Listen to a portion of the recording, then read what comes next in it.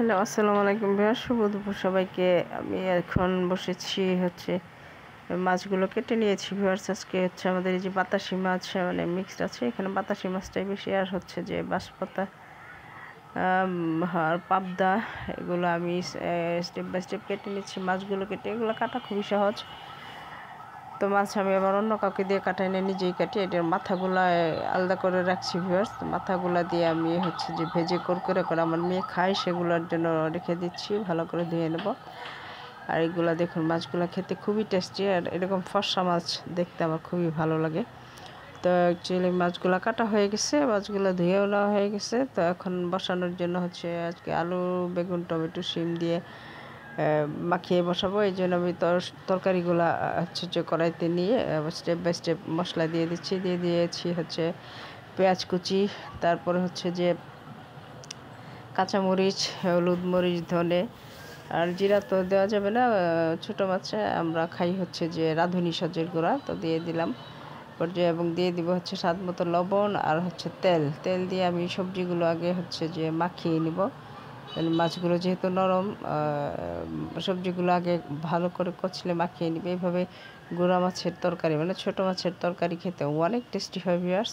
তো মাখিয়ে নিয়ে ভালো করে 2-3 মিনিট মাখিয়ে নিয়ে দেন মাছগুলো ছেড়ে মাছগুলো এটার সাথে আবার আলতোভাবে একটু মেখে নেব, যেন মাছগুলো না হয়ে যায়।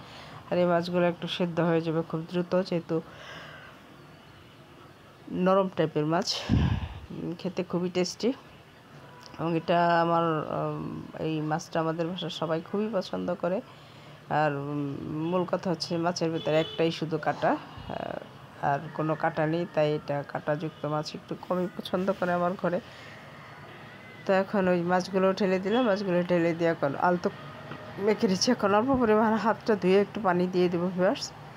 পানি দিয়ে বসিয়ে দিয়েছিলাম, তো বসিয়ে জাল করেছি। তো তরকারিটা আমার অলরেডি হয়ে গেছে। আর এখানে যে লাস্টে বললাম আমি ধনে পাতা দিয়ে দিয়েছি, ধনে পাতা দিয়ে নামিয়ে নিয়েছি।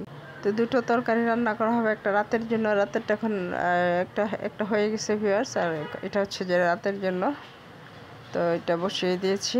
তো এটা হয়ে গেলে দেন নামিয়ে নিব। এটা আমি কিছুক্ষণ আগে ম্যারিনেট করে রেখেছিলাম, যেহেতু মাছ অনেকগুলো, এবং দুবেলায় চলে যাবে, যে দুইটা আলাদা আলাদা করে রান্না করা হচ্ছে। তো এই যে দেখুন, রাতেরটা হয়ে গেছে মোটামুটি।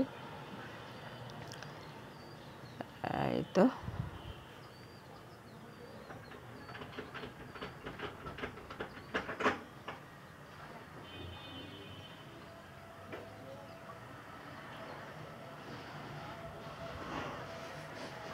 ছোটো মাছের চচ্চড়ির সাথে আছে যে লাউ শাক ভিউয়ার্স, মানে বাত্তি শিম দিয়ে লাউ শাক। এই যে দেখুন, তরকারিটা হয়ে গেছে। বাত্তি শিম দিয়ে লাউ শাক, ডাল আছে।